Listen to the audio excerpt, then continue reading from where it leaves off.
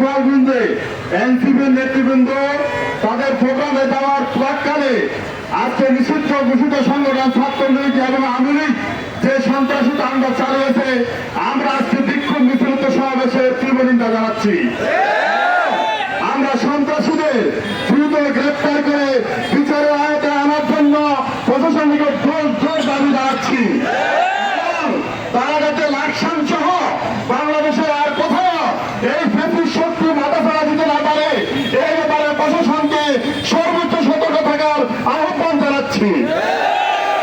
দ্বিতীয়ত যে কথাটি বলবো, আগামী 19শে জুলাই ঢাকার শরীয়তপুর উদ্যানে দুপুর 2টায় বাংলাদেশের স্মরণকালের ঐতিহাসিক সমাবেশ অনুষ্ঠিত হবে ইনশাআল্লাহ। এই